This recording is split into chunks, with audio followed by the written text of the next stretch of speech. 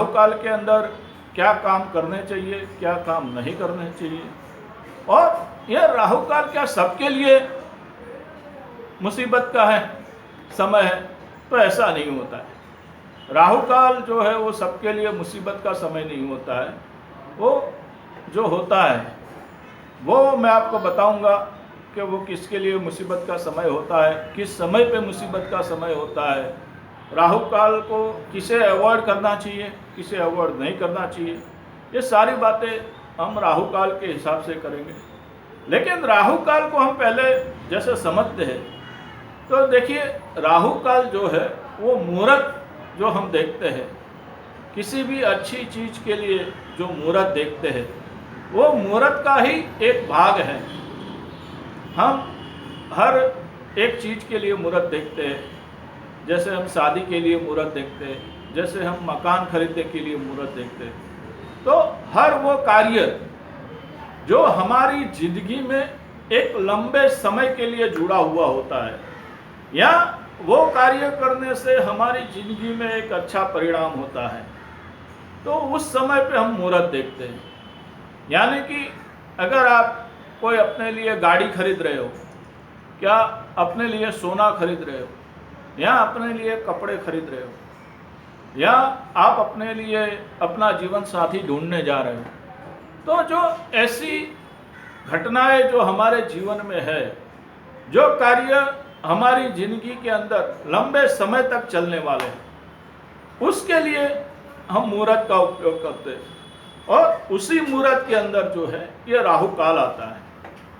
बराबर आपने देखा होगा कि हर कार्य जो है वो कुमार शुद्धि योग में, रवि योग में करने से वो कार्य सारे सिद्ध होते हैं। तो वही एक भाग जो है वो राहु काल है। तो ऐसे ही जैसे वसंत पंचमी का मुहूर्त हो गया, तो वसंत पंचमी के मुहूर्त के दिन लोग हर कार्य खरीदते हैं, हर कार्य करते हैं, लेकिन उसी दिन राहु काल भी होता है।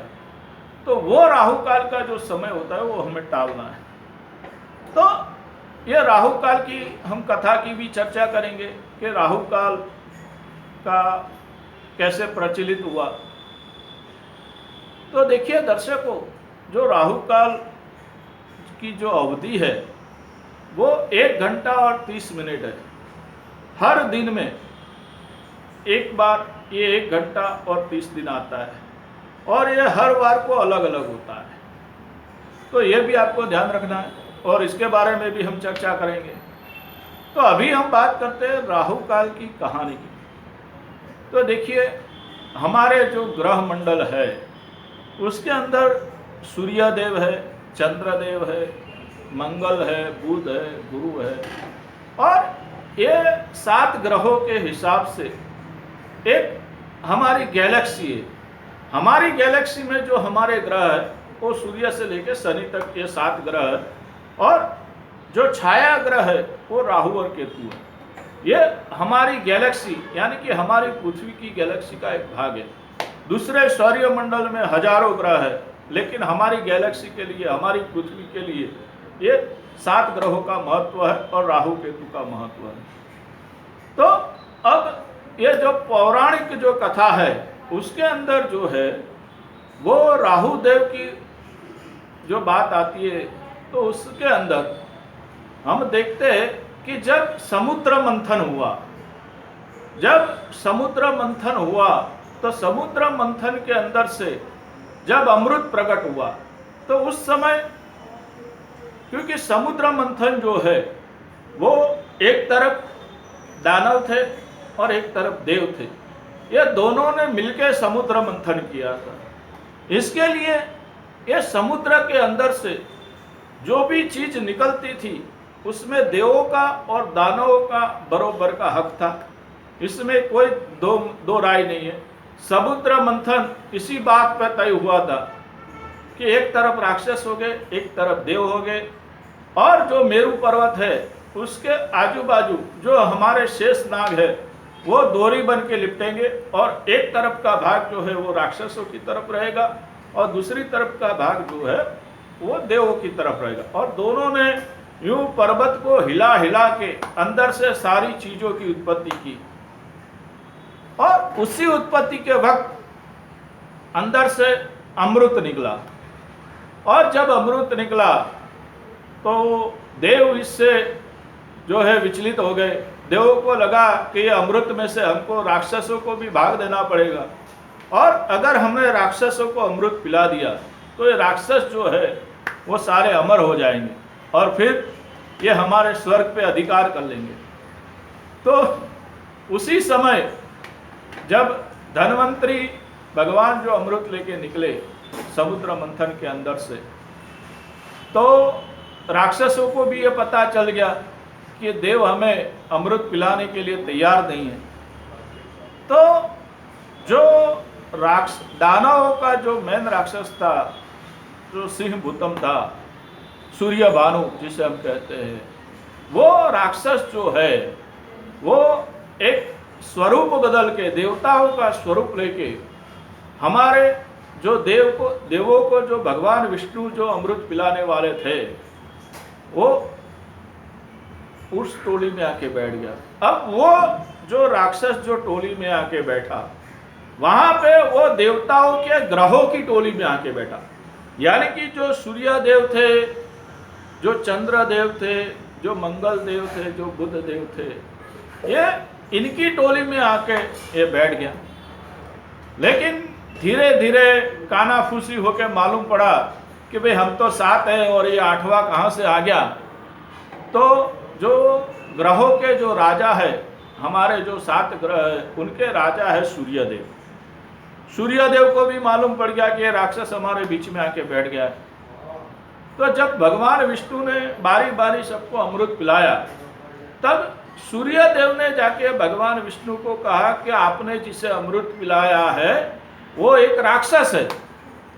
और जैसे ही भगवान को पता चला कि ये तो गड़बड़ हो गई, हमें तो सिर्फ देवों को पिलाना था, और भगवान विष्णु जो माया का अवतार है, जो मायाधारी जिसे हम कहते हैं, तो राक्षस भी मायावी था और भगवान विष्णु भी मायाधारी थे। तो उन्होंने अपने चक्र से उस राक्षस का गला काट दिया। हालांकि राक्षस ने अमृत पी लिया था, तो उसके गले में अमृत जो है वो रह गया।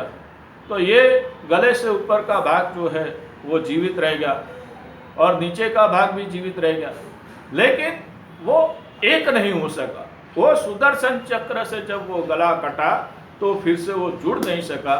इसके लिए जो आधा जो धड़ का भाग था वो केतु गिना गया, और जो सर का भाग था उसे राहु गिना गया। लेकिन ये समय क्या था कि संध्या का समय था, दिन का समय था। इसके लिए ये जो राहु काल है उसे हम दिन के समय ही अप्लाई करते हैं, रात के समय अप्लाई नहीं करते। अब राहु जो है वो माया है, वो छाया ग्रह है। जैसे सूर्य चंद्र के बीच, पृथ्वी के बीच में ये जब ये आ जाता है, तब एक बिंदु प्रकट होता है जो छाया, जिसे हम परछाया भी कहते हैं। अगर आप किसी वृक्ष की छाया में बैठे तो वो छाया होती है।